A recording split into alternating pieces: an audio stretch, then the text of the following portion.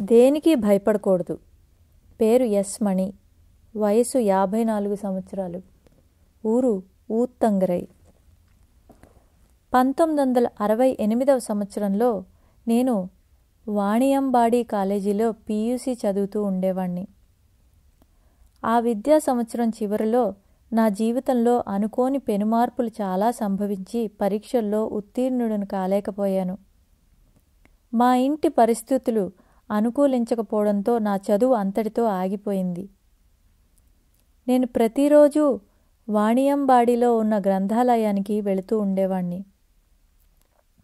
ఆ గ్రంథాలయంలో పనిచేస్తున్న సంతానం గారితో నాకు పరిచయం ఏర్పడింది. ఆయన దైవభక్తి సంపన్నుడు. ఆయన నన్ను అరుల్పా చదవమని చెప్పి శ్రీరామలింగస్వామి జీవిత చరిత్ర పుస్తకం ఇచ్చారు. తర్వాత నన్ను మద్యమాంసాలు సేవించవద్దని, అసత్యం ఆడవద్దని చెప్పారు. ఇంకా మహాత్ములు చెప్పిన కొన్ని సూక్తులను కూడా చెప్పి వీటన్నింటినీ ఆచరించడానికి ప్రయత్నించమన్నారు. నేను తప్పకుండా ప్రయత్నిస్తానని వారికి మాట ఇచ్చాను. వెంటనే మద్యమాంసాలను వదిలిపెట్టాను. ప్రతిరోజు వ్యవసాయ పనులు పూర్తి చేసుకొని సాయంత్రానికల్లా గ్రంథాలయానికి వెళ్ళేవాణ్ణి. ఒకరోజు సంతానం గారు నాకు ఆనంద వికటన్ అనే పత్రికను ఇచ్చారు. అందులో భరణీధరన్ గారి అరుణాచల మహిమ మొదటి భాగం ధారావాహికంగా ప్రచురితమవుతున్నది. ఆ వారం ఆయన శ్రీ పూండీ స్వామి గురించి వ్రాసి పూండీకి వెళ్లే బస్సు వివరాలు కూడా ప్రచురించారు. అందులో ప్రచురితమైన ఉన్న శ్రీ పూండీ స్వామి ఫోటోను చూడగానే నాకు ఏదో తెలియని ఆనందం కలిగింది. 4 రోజుల తర్వాత శ్రీ స్వామి ఫోటో చూడాలని గాఢంగా అనిపించి ఆ పుస్తకం మళ్లీ మళ్లీ తీసుకొని వారి ఫోటోను పదే పదే చూడనారంభించాను. నేను మాటిమాటికి అదే పత్రికను తీసుకోవడం చూసిన సంతానం గారు అప్పుడప్పుడు ఎందుకు ఆ పత్రికనే చూస్తున్నావని ప్రశ్నించారు. నేను వెంటనే సంతానం గారికి నే చూస్తున్న పత్రికలోని శ్రీ స్వామి ఫోటో చూపించి వారి దర్శనం చేసుకోవడం వీలవుతుందా అని అడిగాను.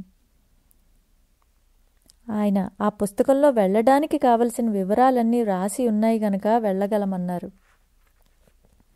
ఒక వారం రోజుల తర్వాత శ్రీ స్వామి దర్శనానికి బయలుదేరి ముందుగా తిరువన్నామలైకి వెళ్ళి అక్కడి అరుణాచలేశ్వరిని సేవించుకొని పూండీకి వచ్చాను. శ్రీ స్వామికి సమర్పించుకుందామని అరటిపళ్ళు సిగరెట్టు తీసుకొని వారి సన్నిధికి చేరాను. భక్తులందరూ లైన్లలో వెళ్లి శ్రీ స్వామిని దర్శించుకుంటున్నారు. వారికి శ్రీ స్వామి ఆశీస్సులతో ఊదీ పెడుతున్నారు. నాకు ఇంతకు మునుపు ఏ మహాత్ములను దర్శించుకున్న అనుభవం లేదు. అందుకేనేమో అంతా కొత్త కొత్తగా అనిపించింది. నేను అక్కడ జరుగుతున్నదన్నా ఒకచోట కూర్చొని చూస్తూ ఉన్నాను. నేను శ్రీ స్వామి వైపు చూశాను. వారి దృష్టి నాపై పడింది. శ్రీ స్వామి దృష్టి ఒక మెరుపులాగా మెరిసింది. వారు నా వంక తల పంకిస్తూ తీక్షణంగా చూశారు. ఆ చూపు నా అంతరంగంలో సూటిగా గుచ్చుకున్నట్లయింది. వారలా నాపై 4-5 సార్లు దృష్టి సారించారు. దానితో ఒక్కసారిగా నా శరీరమంతా కంపించింది. చెమటలు పట్టి మూత్ర విసర్జన, వీర్యస్ఖలనం సంభవించాయి. ధైర్యమంతా కోల్పోయినట్లయి అక్కడ ఉండలేక ఏటిలోకి వెళ్ళి శుభ్రపరుచుకొని ఇక స్వామి సన్నిధికి ఎప్పుడూ రానే రాకూడదని నిర్ణయించుకున్నాను. మనసంతా వికలమైంది. వెంటనే విల్వారిణి శ్రీ సుబ్రహ్మణ్య స్వామి దర్శనానికి వెళ్ళి వారిని దర్శించుకొని ఇంటికి వెళ్ళాను. 10 రోజుల తర్వాత తిరిగి గ్రంథాలయానికి వెళ్ళాను. శ్రీ పూండీ స్వామిని గూర్చి ప్రచురించిన ఆనంద వికటన్ పత్రిక ఒక కాపీ ఎక్కువగా ఉన్నదని, అందువల్ల దాన్ని నన్ను తీసుకోమని చెప్పి సంతానం గారు ఆ పత్రిక ప్రతిని నాకు అందజేశారు. అప్పుడు నేను పూండీలో నాకెదురైన అనుభవాన్ని ఆయనతో పంచుకున్నాను. అప్పుడు ఆయన ప్రేమగా, పిచ్చివాడా, శ్రీ స్వామి అలా చూశారంటే దానికి గట్టి కారణమేదో ఉండే ఉంటుంది. మహాత్ముల నైజం మనకు తెలియదు. బహుశా వారు నీలో ఉన్న చెడును తొలగించడానికి అలా చూసి ఉండవచ్చు. ఖచ్చితంగా వారికి నీకు మధ్య ఏదో రుణానుబంధం ఉన్నది. వెంటనే వారి దర్శనానికి వెళ్ళు అని నన్ను పూండీకి వెళ్లేందుకు ప్రోత్సహించారు. శ్రీ పూండీ స్వామి అరుగు మీద కూర్చున్న తర్వాత అక్కడి నుంచి ఇక లేవనే లేదని, ఆహారం కూడా పసిబిడ్డకు వలె నోటిలోకి పెట్టి తినిపించవలసిందేనని, వారు మలమూత్రాదుల విషయంలో కూడా పసిబిడ్డకు మల్లే ఉంటారని, వారి మలమూత్రాదులు సుగంధ వాసనలు వెదజల్లుతూ ఉంటాయని, ఇంకా ఇంకా వారి మహిమలు అనేకం విని నా మనసులో అందరూ చెప్పుకొని ఈ మాటలు నిజమా కాదా అనే మీమాంస మొదలైంది. అయితే వెంటనే అలా సంశయించడం నాకు సమంజసం కాదనిపించింది. మొదట వెళ్ళి శ్రీ స్వామిని దర్శనం చేసుకుంటే మంచిదనిపించింది. నెల రోజుల తర్వాత పూండికి బయలుదేరగలిగాను. శ్రీ స్వామి కోసం సిగరెట్టు, అరటిపండు తీసుకొన్నాను. శ్రీ స్వామి సన్నిధికి చేరి వారికి నమస్కరించుకొని వారి నోటిలో సిగరెట్టు ఉంచి అరటిపండు వారి పాదాల చెంత పెట్టాను. శ్రీ స్వామి సిగరెట్టు వెలిగించమన్నారు. నేను వెలిగించాను. వారు నా వంక చిరునవ్వుతో చూచి నాకు ఊది పెట్టారు. నా వెనుక క్యూలో ఉన్నవారు నన్ను తొందర పెట్టడంతో అక్కడి నుంచి వెంటనే వెనుతిరిగి రావాల్సి వచ్చింది. తర్వాత మా కుటుంబంలో ఎన్నో సమస్యలు ఎదురయ్యాయి. వికలమైన మనస్సుతో నేను పూండికి వచ్చి శ్రీ స్వామి దర్శనం చేసుకున్నాను. శ్రీ స్వామి చిన్నగా నవ్వుతూ, భయపడవద్దయ్యా, దేనికి భయపడకూడదు అంటూ ఊది పెట్టారు. తర్వాత 20 రోజుల్లో మా తల్లి మరణించింది. మా ఇంట్లో తీరని వెలితి ఏర్పడింది. ఇక నాకు ఇంట్లో ఉండడం కష్టం అనిపించి 70 రూపాయలు తీసుకొని ఇంట్లో ఎవరికీ చెప్పకుండా బయలుదేరాను. కేరళ వెళ్ళి అక్కడ అయ్యప్ప స్వామి దేవాలయ పరిసరాలలో సాధు జీవనం గడపాలని నా ఉద్దేశం. కేరళ వెళ్లే ముందు శ్రీ పూండీ స్వామి ఆశీర్వచనాలు తీసుకొని వెళ్లాలని తలచి పూండీకి శ్రీ స్వామి సన్నిధికి వెళ్ళాను. శ్రీ స్వామి నా వైపు అసలు చూడలేదు. ముఖం పక్కకి తిప్పేసుకున్నారు. నేను అటువైపు చూస్తే ఇటువైపు, ఇటువైపు చూస్తే అటువైపు తల త్రిప్పుకుంటున్నారు. నా వెనుక ఉన్నవారు నేనేదో అపచారం చేసినట్లున్నానని, అందువల్లే శ్రీ స్వామి నన్ను చూడ్డానికి కూడా ఇష్టపడటం లేదని అంటూ త్వరగా వెళ్ళమని నన్ను క్యూలో ముందుకు తోశారు. నేను మౌనంగా వెళ్ళి శ్రీ స్వామికి ఎదురుగా కూర్చున్నాను. నాకు పట్టరానంత దుఃఖం కలిగింది. శ్రీ స్వామి మాత్రం నా వైపు చూడనే లేదు. అంతటితో నాకు ఇల్లు వదిలి వెళ్లాలన్న ఆలోచన అంతరించింది. సన్యసించడం గురించి ఆ పైన ఇక ఆలోచించదలుచుకోలేదు. ఒకసారి శ్రీ స్వామిని దర్శించుకునేందుకు పూండికి వెళ్ళాను. అక్కడ శ్రీ స్వామి సందర్శనార్థం ఉన్న పెద్ద క్యూలో నిల్చున్నాను. ముందు వెళ్లిన వారిలో తిరుమలకు వెళ్ళి వచ్చిన భక్తులెవరో శ్రీ స్వామి ముందు ఒక పళ్ళెంలో తిరుమల నుంచి తెచ్చిన 7-8 నల్ల దారాలను పెట్టి వెళ్ళినట్లున్నారు. శ్రీ స్వామి ఆ దారాలను ఊదితో కలిపి తమ చేతిలో పట్టుకొని నా వంతు వచ్చే వరకు చాలాసేపు అలాగే ఉన్నారు.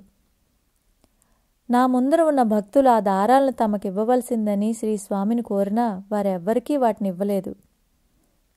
నా వంతు రాగానే నేను శ్రీ స్వామికి నమస్కరించుకున్నాను. వెంటనే శ్రీ స్వామి తీసుకో అంటూ ఆ దారాలన్నింటినీ ఊదితో సహా నాకు ఇచ్చారు. ఆ దారాలు నేను అతి జాగ్రత్తగా దాచుకున్నాను.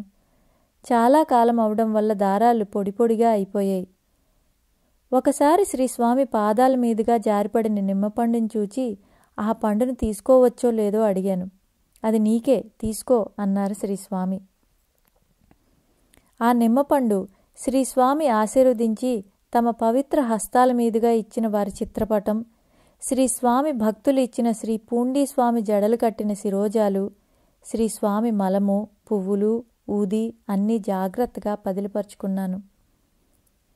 కొన్నాళ్ల తర్వాత శ్రీ పూండీ స్వామిని దర్శించుకున్న సమయంలో వారు నన్ను మంచిది, మంచి జరుగుతుంది, మంచిది అంటూ ఆశీర్వదించారు.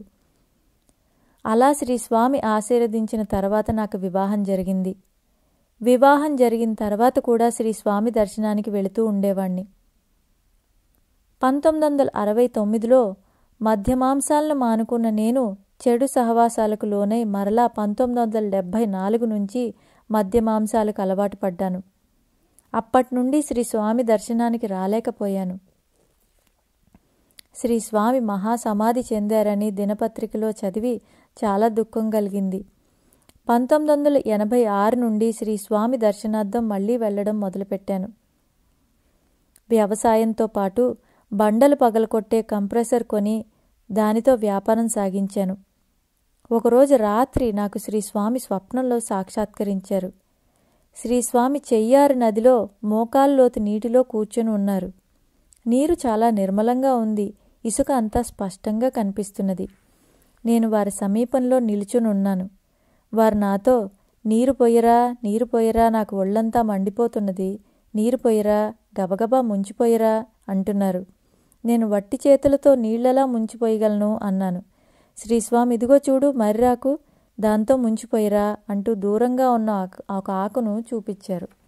నేను ఆ ఆకును తీసుకొని రాగానే రుద్దిపోయిరా, త్వరగా ముంచిపోయిరా అన్నారు శ్రీస్వామి. నేను వీపంతా రుద్దాను.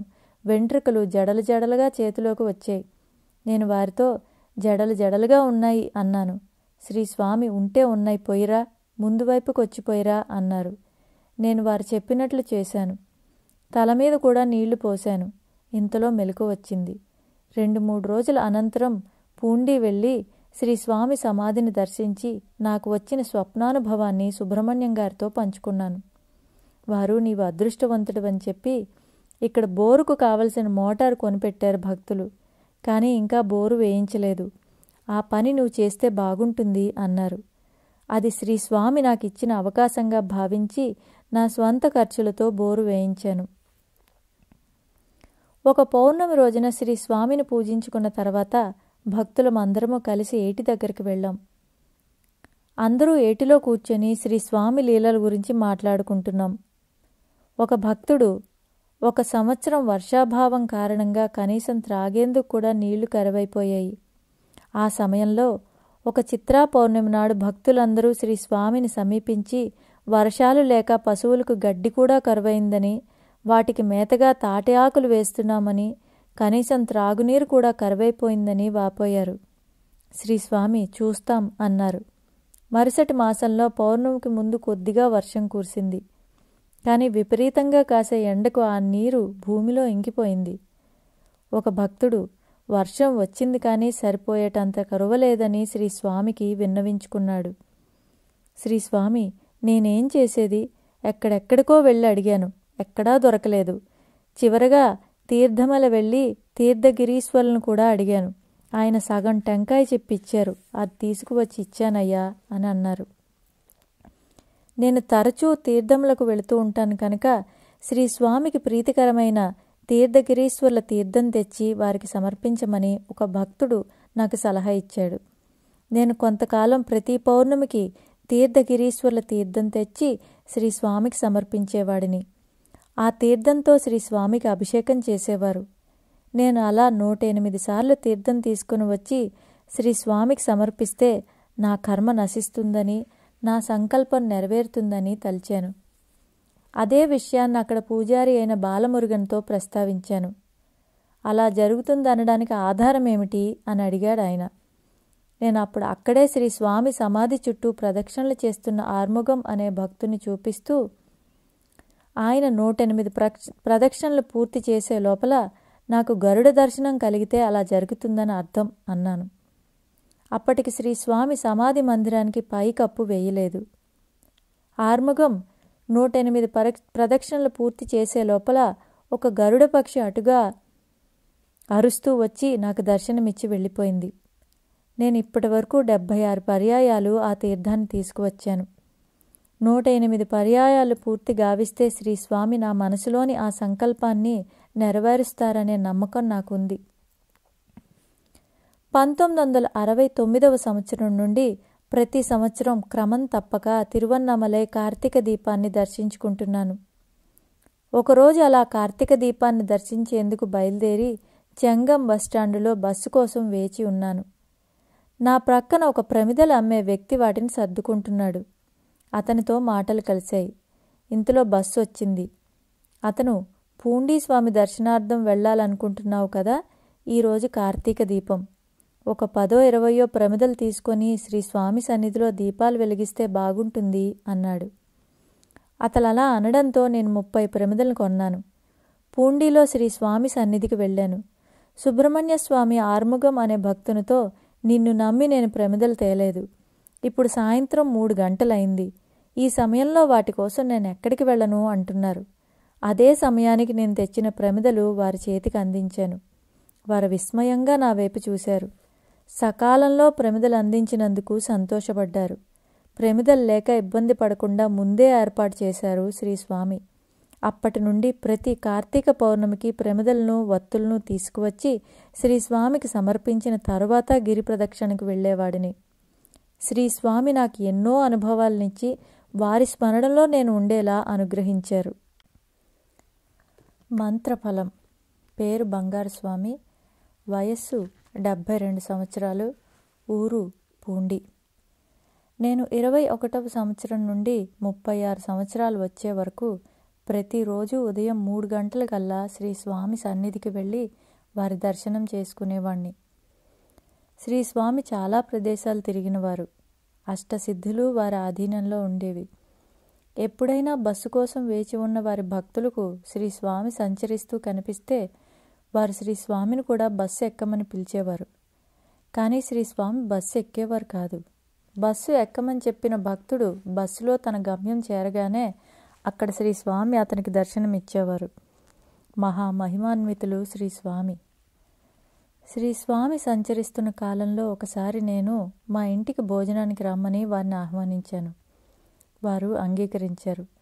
తీరా ఇంట్లో విచారిస్తే ఆ సమయంలో భోజనం సిద్ధంగా లేదని తెలిసింది. చేసేదేమీ లేక మళ్ళీ తిన్నగా వారి దగ్గరికి వచ్చాను. నేనేమీ చెప్పకముందే వాళ్ళు లేదంటున్నారు కదయ్యా, మరి నువ్వెందుకు వచ్చావు అన్నారు వారు. సర్వజ్ఞులైన వారికి మనం చెప్పవలసిన అవసరం ఏముంది? శ్రీ స్వామి ఓంకారాన్ని పలికారంటే ఆ ధ్వని పరిసర ప్రాంతాలంతా మారుమ్రోగేది. ఏటిలో కూర్చుని రాత్రివేళల సింహంలా గర్జించేవారు. అలా 3 రోజుల పాటు ఏకధాటిగా గర్జన చేసేవారు. శ్రీ స్వామి గురించి తెలియని వారు ఆ శబ్దానికి నిజంగా భయపడతారేమో అనిపించేది. వారెన్నడూ ఎవరిపైనా ఆగ్రహం వ్యక్తపరచలేదు. ఎంతటి పాపం చేసిన వారైనా వారిని శరణు అంటే ఆయన అపార కరుణతో వారిపై తమ అనుగ్రహ వర్షం కురిపించేవారు. శ్రీ స్వామి ఏటిలో కూర్చొని ఉన్నప్పుడు ఒకసారి ఒక మంత్రగాడు గ్రామంలోకి ఒక స్త్రీకి దెయ్యం పట్టిందని, దాన్ని తాను వదలగొడతానని చెప్పి వారింటికి వచ్చి ఢమరకం వాయించడం మొదలుపెట్టాడు. శ్రీ స్వామి నన్ను ఏమిటయ్యా ఉడక ఆ డమరుకం శబ్దం అని అడిగారు. నేనది డమరుక శబ్దమని చెప్పాను. వెంటనే శ్రీ స్వామి ఒక గడ్డిపోచను నా చేతికిచ్చి ఆ ఇంటి గడప దగ్గర పడవేసి రమ్మన్నారు. నేను అలాగే చేశాను. ఆ మంత్రగాడు ఆ 4 రోజులుగా మంత్రప్రయోగం చేయాలని చేసినా ఆయన మంత్రశక్తి పారలేదు. మంత్రగాడికి ఏం చేయాలో తోచని స్థితిలో ఒక వ్యక్తి అతనికి శ్రీ స్వామిని దర్శించి తన సమస్యను విన్నవించుకోమని సలహా ఇచ్చాడు. ఆ మంత్రగాడు వెంటనే శ్రీ స్వామి సన్నిధికి వెళ్ళాడు. అతన్ని చూస్తూనే వారు, నేనున్న ప్రదేశంలో ఇటువంటివి చేయడానికి వీలు లేదు. పంబ ఉడక ఎక్కడ వాయించాలి? అమ్మవారి దగ్గర వాయించాలి, ఇక్కడ వాయించకూడదు అని అన్నారు. అతని శ్రీ స్వామిని అదే తన జీవనాధారమని బ్రతిమలాడిన తర్వాత సరే వెళ్ళు అని అతన్ని పంపివేసిన అతను వెళ్ళగానే ఒక గడ్డిపోచను నా చేతికిచ్చి మళ్ళీ నన్ను ఇంతకు ముందు మాదిరిగానే అక్కడే వేసి రమ్మన్నారు. నేను వెళ్ళి శ్రీ స్వామి చేయమన్నట్లుగానే చేశాను. ఆ తర్వాత మంత్రగాడి కృషి ఫలించింది.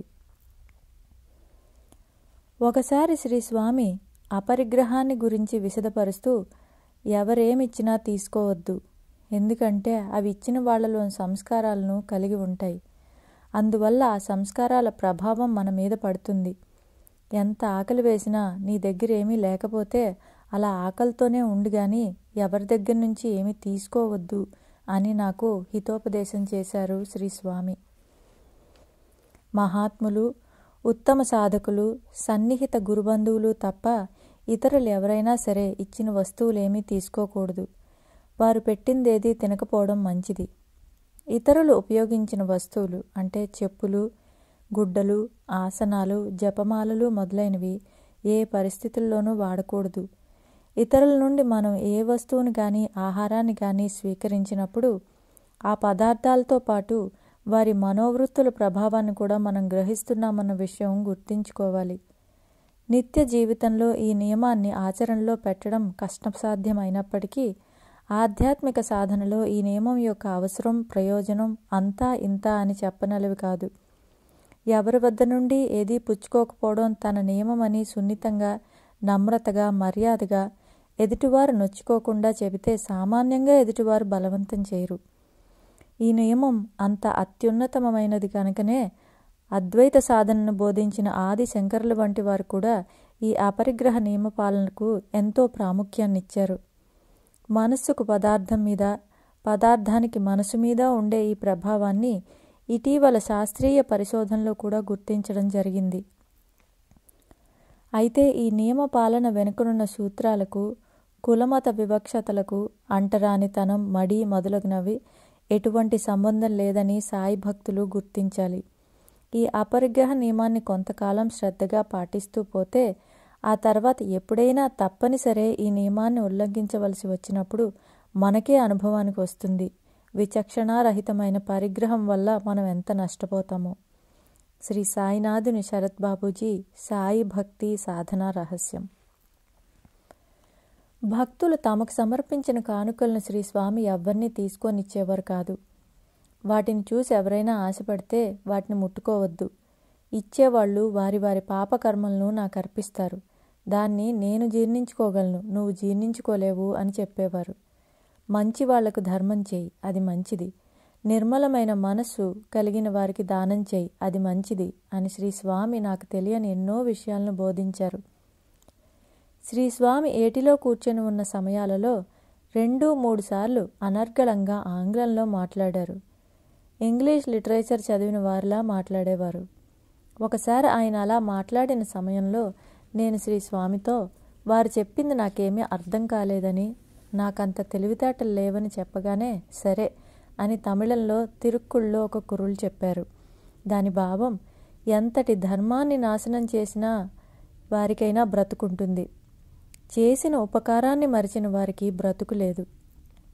ఆ కుర్రలకు అర్థాన్ని వారు విపులంగా అరగంట సేపు విశదపరిచారు.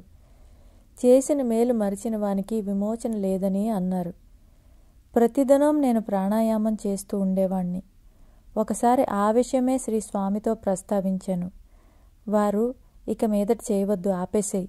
ఈ జన్మలో నీకు మోక్షప్రాప్తి లేదు, భార్యాబిడ్డలతో ఉన్నావు, మరు జన్మకు ఉంది అన్నారు. నాకు మా అన్నకు ఆస్తుల విషయంలో మనస్పర్ధలు ఏర్పడ్డాయి. నేను శ్రీ స్వామికి ఆ విషయం చెప్పాను. మీ అన్న చెప్పుడు మాటలు వింటాడు, అతన్ని ఇక్కడికి రమ్మని చెప్పు, నేను చెబుతాను అన్నారు శ్రీ స్వామి. మా అన్నతో శ్రీ స్వామి రమ్మన్నారని చెప్పిన వెంటనే మా అన్న వారి సన్నిధికి వచ్చారు. వారు మా అన్నను, ఎందుకు తమ్ముణ్ణి బాధ పెడతావు అని అడిగారు. మా అన్న, అదేం లేదు స్వామి అని చెప్పగానే, వద్దు వద్దు, బాధ పెట్టవద్దు, ఉన్నది ఇద్దరూ అన్యోన్యంగా ప్రేమతో ఉండండి అని హితవు చెప్పారు శ్రీ స్వామి. ఆనాటి నుండి మా ఇద్దరి మధ్య ఎలాంటి విభేదాలు చోటు చేసుకోలేదు. మా అన్న తాను మరణించే వరకు నాతో ఎంతో ప్రేమగా కలివిడిగా ఉండేవాడు. శ్రీ స్వామి మాటకున్న శక్తి అలాంటిది. మరి నేను చేతిలో డబ్బులు లేక ఇబ్బంది పడే సమయంలో శ్రీ స్వామికి విన్నవించుకునేవాణ్ణి. వారి దయతో డబ్బు సమకూరుతుంది, వెళ్ళు అని ఆశీర్వదించేవారు. వారి వాక్కు మహిమ వల్ల వారన్నట్లుగానే నాకు డబ్బు సమకూరేది. నేను కొంత పొలం కొన్నాను. ఆ పొలాన్ని అమ్మిన వాళ్లకు పైకం మొత్తం చెల్లించాను. అయినా వారు రిజిస్ట్రేషన్ సమయంలో 5,000 అదనంగా ఇస్తే కానీ సంతకం పెట్టము అని పేచీ పెట్టారు. ఆ సమయంలో నా వద్ద అంత పైకం లేదు. ఎలాగైనా రిజిస్ట్రేషన్ పూర్తి అయిపోవాలని నేను వారు అడిగిన 5,000కు ప్రామిసరీ నోటు రాసిచ్చాను. వారు ఆ నోటును తీసుకొని నేను వారిచ్చిన పైకాన్ని తిరిగి ఇవ్వలేదని కోర్టులో కేసు పెట్టారు. చెన్నై హైకోర్టులో కేసు విచారణకు వచ్చింది. నేను కోర్టుకు హాజరయ్యాను. అక్కడ ఒక న్యాయవాది నా దగ్గరకు వచ్చి విషయం అడిగాడు. అతను నాకు ఏమాత్రం పరిచయం లేని వ్యక్తి. నేను అతనికి జరిగిన విషయం అంతా వివరించి చెప్పాను. కోర్టు లోపలికి వెళ్ళాక న్యాయవాది నన్ను బోనులో నిలబెట్టి నేను డబ్బు తీసుకున్నానో లేదో విచారించాడు. నేను అతని వద్ద డబ్బు తీసుకోలేదని చెప్పగానే ఎదురు పార్టీ వ్యక్తిని నీవు అతనికి డబ్బులు ఇచ్చావా అని ప్రశ్నించారు. అతను తటపటాయించాడు. డబ్బు ఇవ్వకుండా ప్రామిసరీ నోటు రాయించుకోవడం నేరం అవుతుంది తెలుసా అని న్యాయవాది అనగానే అతను కొద్దిగా భయపడ్డాడు. తర్వాత ఆ ప్రామిసరీ నోటు చెల్లదని తీర్పు వచ్చింది. ఆ అపరిచిత న్యాయవాది నన్ను మీదే ఊరు అని ప్రశ్నించాడు. నేను పూండి అని చెప్పాను. నీకు ఊరు వెళ్లేందుకు పైకం ఉన్నదా అని అడిగాడు. నేను ఉందని చెప్పి ఆయనకు కేసు వాదించినందుకు ఫీజు ఇవ్వబోయాను. తనకు ఫీజు ఇవ్వవలసిన అవసరం లేదని చెప్పి నాకు సెలవిచ్చి కొంత దూరం ముందుకు వెళ్ళాక అదృశ్యులయ్యారు ఆయన. అలా వారు ఉన్నట్లుండి అదృశ్యులు అవడంతో శ్రీ పూండీ స్వామి ఆ న్యాయవాది రూపంలో వచ్చి నా తరపున వాదించి నన్ను గెలిపించారు అని తెలిసింది. ఈ అపూర్వ సంఘటన నేను ఎప్పుడూ మర్చిపోలేనిది. శ్రీ స్వామికి నా మీద ఉన్న ప్రేమను కొలవగలమా? ఒకరోజు నేను శ్రీ స్వామి సన్నిధిలో ఉన్నప్పుడు వారు, ఒకరు రాలేదేమిటయ్యా అన్నారు. ఎవరు రాలేదో నాకు అర్థం కాక అదే మాట శ్రీ స్వామిని అడిగాను. 6 సిద్ధులు వచ్చారు, ఒకరు రాలేదు, ఎందుకో తెలియటం లేదు అన్నారు శ్రీ స్వామి. ఎవరూ లేని సమయంలో వారు నాతో చక్కగా మాట్లాడేవారు, ఎన్నో చెప్పేవారు. నాకు జరగబోయే సంఘటనలు సూచించి అవసరమైన జాగ్రత్తలు కూడా చెప్పేవారు. శ్రీ స్వామి కాలిలో పుండు ఉండేది, అందులో పురుగులుండేవి. శ్రీ స్వామి వాటిని తీసి శుభ్రం చేసేందుకు అనుమతించేవారు కాదు. వాటిని తాకవద్దు, నేను నా కర్మఫలాన్ని అనుభవిస్తున్నానిప్పుడు అనేవారు ఆయన. ఒకసారి నేను చేసిన అప్పు చెల్లించలేకపోవడంతో నా ఆస్తులు వేలం వేసే పరిస్థితి సంభవించింది. నేను శ్రీ స్వామి చరణాలను ఆశ్రయించాను. అలాంటి కష్ట సమయాల్లో వారికంటే ఇక ఆదుకునేవారు ఎవరుంటారు? వారు అది జరగదు అని అభయం ఇచ్చారు. వేలం వేయవలసిన ఆఫీసర్ అనారోగ్యంతో సెలవు పెట్టాడు. అతను తిరిగి రావడానికి 4 నెలలు పట్టింది. ఆ సమయంలో నేను పైకం సమకూర్చుకొని అప్పు తీర్చివేయగలిగాను. అంతా శ్రీ స్వామి దయ. బాబా భక్తుడైన అప్పాజీ సుతార్ షిరిడీకి చెందిన ముల్తాన్ ఫతేచంద్ మార్వాడికి 350 రూపాయలు బాకీ పడ్డాడు. 1932లో అతను డబ్బు రాబట్టుకోవడానికి అప్పాజీపై కోర్టులో కేసు వేసి అరెస్టు చేయిస్తానని బెదిరించాడు. అప్పాజీ చాలా భయపడ్డాడు.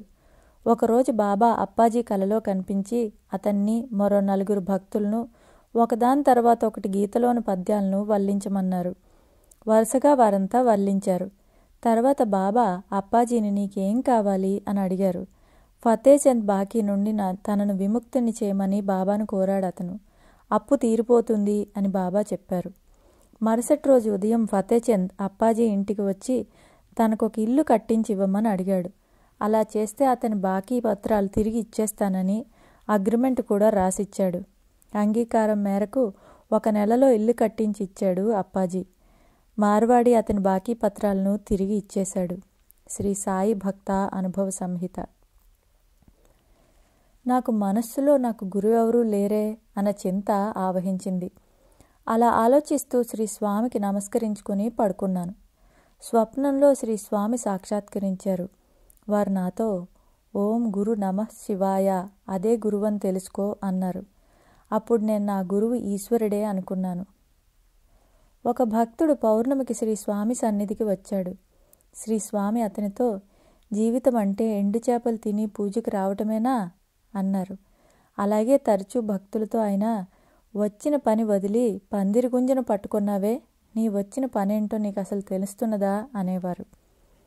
శ్రీ సాయిబాబా తమ భక్తులతో అనేకసార్లు ఇలా అనేవారు, సద్గురువుని తెలుసుకో, లేకపోతే ఎందుకు వచ్చినట్లు పిలకలేరుకోవడానికా. ఒకసారి నేను కుటుంబ సమస్యలతో సతమతమవుతున్నాను. ఆ సమయంలో శ్రీ స్వామి సన్నిధికి వచ్చాను. అక్కడే ఉన్న సుబ్రహ్మణ్య స్వామి నా కష్టాలన్నీ తెలిసిన వ్యక్తి. వారు నన్ను చూపిస్తూ శ్రీ స్వామితో నేను చాలా ఇబ్బందుల్లో ఉన్నానని, నాకేదైనా దారి చూపించమని నా తరపున శ్రీ స్వామిని ప్రార్థించాడు. శ్రీ స్వామి వెంటనే నన్ను తమ దగ్గరకు పిలిచి ఒక మంత్రం ఉపదేశించారు. అంతేకాదు నాకు వాక్శుద్ధి ప్రసాదించారు. వారి కరుణ ఏమని చెప్పను. వారు ప్రసాదించిన ఆ మంత్రాన్ని స్మరిస్తూ ఏ కార్యానికి వెళ్ళినా అది విజయవంతమై తీరుతుంది. నేనేది చెప్తే అది జరుగుతుంది. శ్రీ స్వామి ఉపదేశించిన తర్వాత చిత్రంగా జాతకాలు చెప్పడం నా జీవనోపాధి అయింది. ఒక భక్తుడు శ్రీ స్వామి సన్నిధికి వచ్చి వారిని, స్వామి, లగ్నానికి కానీ రాశికి కానీ కేతువు 12 ఇంట్లో ఉంటే మరుజన్మ లేదంటారు, నిజమేనా అని అడిగారు. శ్రీ స్వామి, పక్క వీధిలో ఒక మనిషి జోస్యం చెబుతాడు, అక్కడికి వెళ్ళి అడగండి అన్నారు. అతని తర్వాత నా దగ్గరకు వచ్చి అదే ప్రశ్న అడిగారు. నేను 12వ ఇంట్లో కేతువు ఉన్నందువల్ల మరు జన్మ లేదని చెప్పి ఉంటారు. అంతే కదా, అష్టమాధిపతి లగ్నాన్ని సరిచూస్తున్నందువల్ల మరుజన్మ ఉన్నది అని చెప్పాను. అతను తిరిగి శ్రీ స్వామి సన్నిధికి వెళ్ళి నేను చెప్పిన విషయం వారికి విన్నవించాడు. వారు అతను సరిగానే చెప్పాడు అన్నారట. శ్రీపాద స్వామి అనే ఒక సాధువు హృషికేశ్ నుండి శ్రీ స్వామి దర్శనానికి వచ్చారు. ఆయన శ్రీ స్వామిని చూసి తన్మయత్వంతో ఇంతటి గొప్ప మహాత్ములు భారతదేశంలోనే లేరు అన్నారు. శ్రీపాదస్వామి హిమాలయాలకు తిరుగు ప్రయాణమవుతున్న తరుణంలో శ్రీ పూండీ స్వామి భక్తుడైన పురుషోత్తమ నాయుడు కూడా వారితో కలిసి వెళ్ళాడు. ఆయనకు 60 ఎకరాల పొలం ఉంది. అతని గ్రామం గుడియాతం. సంసార బంధాలన్నింటినీ వదులుకొని శ్రీపాదస్వామి దగ్గరికి వెళ్ళాడు. ఆ సమయంలో మాజీ ప్రధాని శ్రీమతి ఇందిరాగాంధీ, మాజీ రాష్ట్రపతి శ్రీ వెంకట్రామన్ శ్రీపాదస్వామి దర్శనానికి వెళ్ళారట. వారికి శ్రీపాదస్వామికి మధ్య జరిగిన సంభాషణ పురుషోత్తమ నాయుడు నాకిలా చెప్పాడు. శ్రీపాదస్వామి శ్రీ వెంకట్రామన్ గారితో, మీరు తమిళనాడుకు చెందినవారు కదా, తిరువన్నామలైకి ప్రక్కన ఒక మహాత్ముడు నివసిస్తున్నాడు తెలుసా అని అడిగారట. శ్రీ వెంకట్రామన్ గారు కంచి కామకోటి పీఠాధిపతులైన శ్రీ చంద్రశేఖరేంద్ర సరస్వతి స్వాముల వారి పేరు ప్రస్తావించారట. అప్పుడు శ్రీపాదస్వామి, వారు కాదు, అక్కడ ఒక గొప్ప మహాత్ములున్నారు, వెళ్ళి చూడమని శ్రీ పూండీ స్వామిని ఉద్దేశించి చెప్పారట. ఒకసారి శ్రీమతి ఇందిరాగాంధీ తిరువన్నమలైలో ఒక మీటింగుకు వచ్చినప్పుడు శ్రీ రమణ మహర్షి ఆశ్రమాన్ని దర్శించుకున్నారు. తర్వాత అదే రోజు అర్ధరాత్రి సమయంలో పూండీకి బయలుదేరి వెళ్ళి శ్రీ పూండీ స్వామిని దర్శించుకున్నారు. ఒకసారి కృపానంద వారియర్ ఒక గ్రామంలో ప్రవచనం చేస్తున్నారు. ఆ సమయంలో శ్రీ పూండీ స్వామి సభలో ఒక శ్రోతలా కూర్చొని ప్రవచనాన్ని వింటున్నారు. శ్రీ కృపానంద వారియర్ వారిని అక్కడ చూచి ఆశ్చర్య ఆనందాలతో తలమునకలయ్యాడు. శ్రీ పూండీ స్వామి రాకతో తన జన్మ సార్థకమైందని తలిచారు శ్రీ కృపానంద వారియర్. ప్రవచనం ముగిసిన వెంటనే పూండీకి వచ్చి శ్రీ స్వామిని దర్శించుకున్నారాయన. ఈ రోజున శ్రీ స్వామి కరుణ వల్ల నేను ఈ గ్రామంలో మనగలుగుతున్నాను. ఎన్నో కష్టాలు సంభవించినా అన్ని వేళలా శ్రీ స్వామి నాకు అండగా నన్ను కాపాడుతున్నారు. నేను ఉపాధ్యాయునిగా పదవీ విరమణ చేసిన తర్వాత వారు పెట్టిన దయాభిక్ష వలననే నేను జాతకాలు చెప్పుకొని నా కుటుంబాన్ని పోషించుకోగలుగుతున్నాను. నాకు 3 అమ్మాయిలు 3 అబ్బాయిలు. శ్రీ స్వామి అందరికీ చక్కని బ్రతుకు తెరువు చూపించారు. వారి అనుగ్రహ ఆశీస్సులతో అందరం ఎంతో సంతోషంగా ఉన్నాము. మంచి దారి చూపెడుతున్నాను. పేరు ఎస్ బాబు. వయస్సు 89 సంవత్సరాలు. ఊరు తొట్టుపాళ్యం. నేను పోళ్ళూరు కోర్టులో గుమస్తాగా ఉద్యోగం చేస్తూ ఉండేవాణ్ణి. నా మిత్రుని ప్రోద్బలంతో 1977వ సంవత్సరం ఫిబ్రవరి నెల 3వ తారీఖున తైపూసం రోజు పూండీకి వచ్చాను. నాకు శ్రీ స్వామిని దర్శించుకునే మహద్భాగ్యం ఫిబ్రవరి 4న లభించింది. వారు నన్ను అమితంగా ఆకర్షించారు. అప్పటి నుండి తరచూ వారి దర్శనానికి వెళ్ళడం మొదలుపెట్టాను. వారిని దర్శించుకున్నప్పుడల్లా నా బాధలన్నీ వారికి విన్నవించుకునేవాణ్ణి. వారెప్పుడూ మంచిది అని ఎంతో ఆదరంతో తమ ఆశీస్సులు అందించేవారు. అంతటితో నా కష్టాలు తీరిపోయేవి. నాకు గంజాయి త్రాగడం, మద్యం సేవించడం, స్త్రీలతో అక్రమ సంబంధాలు వంటి అనేక దురలవాట్లు ఉన్నాయి. వాటి నుండి బయటపడలేకపోతున్న నన్ను చూసి శ్రీ స్వామి, అందరూ మంచిదారిలో వెళ్ళాలని నేను వారికి మంచి దారి చూపెడుతున్నాను, కానీ ఎవరిష్టం వచ్చినట్లు వారు ఒక పద్ధతి లేకుండా వెడుతున్నారు అన్నారు. నేను ఎలాంటి పాపాలు చేసినా శ్రీ స్వామి నన్ను దయతో చేరదీసి కన్న తల్లి వలె కాపాడుతూనే ఉన్నారు. ఒకరోజు ఒక భక్తుడు శ్రీ స్వామికి సిగరెట్లో గంజాయి నింపి ఇచ్చాడు. నాకు గంజాయి తాగే అలవాటు ఉండడంతో నేను అలానే చేశాను. శ్రీ స్వామి ఒకరోజు పీల్చారు. రెండవ రోజు భోజన సమయంలో ఏదో అడ్డం పడిందని చెప్పి సిగరెట్టును పక్కనున్న చెక్క పెట్టెలో పెట్టి చెయ్యరా చెయ్యరా, జల్సా చెయ్యరా చెయ్యరా అంటూ సినిమా పాట ధోరణిలో పాడారు శ్రీ స్వామి. శ్రీ స్వామి నన్ను ఉద్దేశించి అలా పాడుతున్నారని అర్థం చేసుకున్నాను. వారు కన్న తల్లిలా నా మేలు కాంక్షించి నాకు హితో పలికినా నేను నా వ్యసనాలను వదలలేకపోయాను. మా అబ్బాయికి ఎప్పుడూ చెవిలో చీము కారుతూ ఉండేది. ఒకసారి వాడిని శ్రీ స్వామి వద్దకు తీసుకొని వచ్చి వారి దర్శనం చేయించాను. శ్రీ స్వామికి విషయం విన్నవించాను. వారు మంచిది అని ఆశీర్వదించారు. అప్పట్నుంచి మా అబ్బాయికి చెవిలో చీము కారడం ఆగిపోయింది. ఒకసారి పిల్లలకు చెవులు కుట్టించాలనుకున్నాను, కానీ చేతిలో డబ్బు లేదు. శ్రీ స్వామితో నా ఆర్థిక సమస్యను వెళ్ళబోసుకున్నాను. వారెంతో దయతో నాకు ఆర్థిక వనరులు అందేలా చేశారు. అలా వారి ఆశీస్సులతో చెవులు కుట్టే కార్యక్రమం అంతా సవ్యంగా జరిగిపోయింది. శ్రీ పూండి స్వామి కూర్చున్న అరుగుకు ముందు కర్పూరం వెలిగించడానికి ఒక ఉట్టిలాగా కట్టి అందులో కర్పూరపు పళ్ళాన్ని ఉంచేవారు. ఒకసారి ఆ ఉట్టి జారినట్టు కనిపించింది. నేను ఉట్టి తాడుని సరిచేసి కడుతున్నాను. అప్పుడు శ్రీ స్వామి బాగా లాగి కట్టు అని అన్నారు.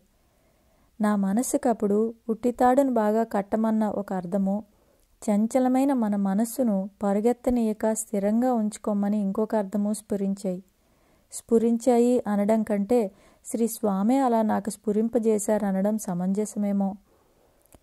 శ్రీ స్వామి దేహత్యాగం చేసిన విషయం తెలిసిన వెంటనే నేను త్వరగా బయలుదేరి వారి సన్నిధికి చేరుకున్నాను. వారు ఎప్పట్లాగా అరుగు మీద కూర్చొని ఉన్నారు. శనివారం సాయంకాలం శ్రీ స్వామి ముక్కులో నుంచి కొద్దిగా రక్తం వచ్చింది. వారిని సమాధి చేసే వరకు అక్కడే ఉన్నాను.